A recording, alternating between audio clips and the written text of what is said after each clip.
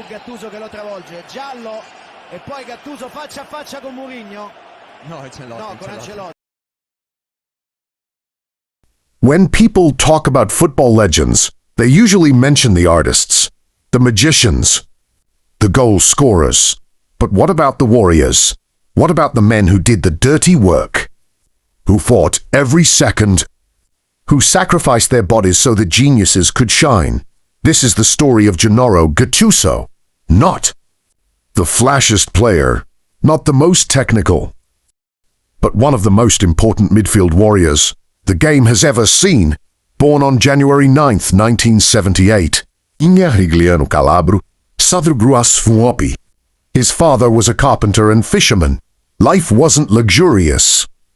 It was tough, disciplined, and grounded in hard work, and that's exactly how Gattuso would play football. He started his professional journey with Perugia Calcio in the mid-1990s. At first, he wasn't even a defensive midfielder. He played Ouija. But coaches quickly noticed something different about him. He wasn't just running, he was fighting. Every ball was personal. That mentality earned him a move abroad to Rangers FC in Scotland.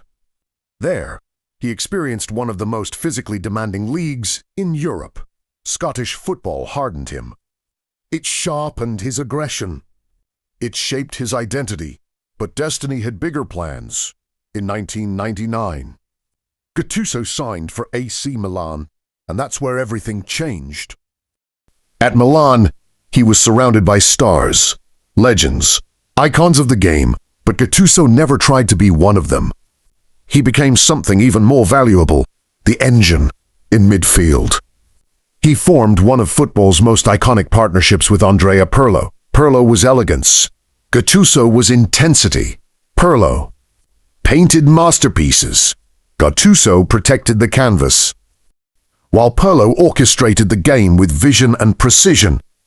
Gattuso destroyed opposition attacks with relentless pressing, sliding tackles, and unmatched stamina.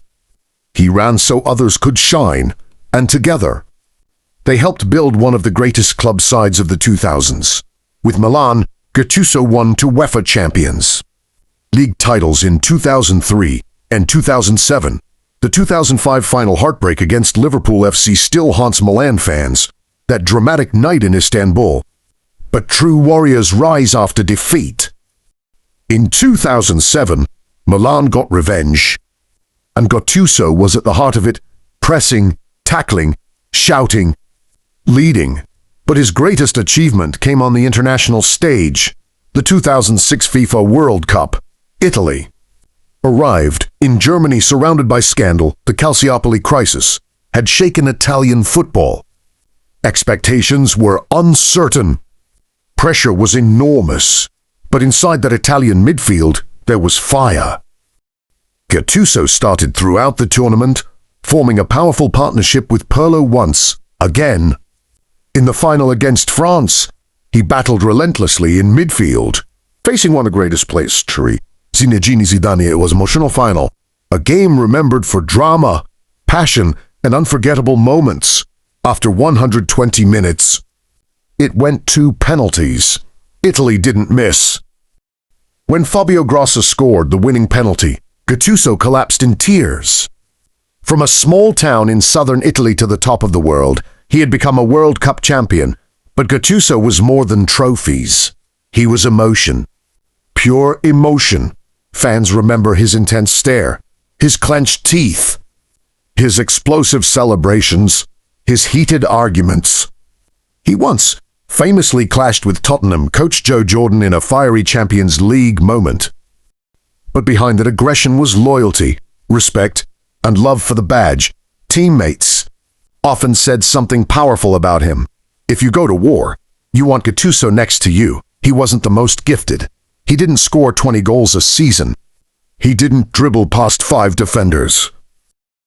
But every great team needs balance, and Gattuso was balance. After retiring as a player, he stepped into coaching. His managerial journey took him back to AC Milan, then to SSC Napoli, where he won the Coppa Italia in 2020. He later managed Valencia CF and Olympique de Marseille. As a coach, he carried the same philosophy he had as a player: discipline, work ethic, unity. His teams might not always dominate possession, but they fight, they press, they compete. Because Gattuso believes football is not just about talent, it's about heart. In today's era of glamorous superstars and social media icons, Gennaro Gattuso represents something raw, something authentic, something old school. He represents the dying art of the classic defensive midfielder, the destroyer, the protector, the warrior. He reminds us that football is not just about highlights. It's about sacrifice. It's about sweat. It's about doing the work nobody sees.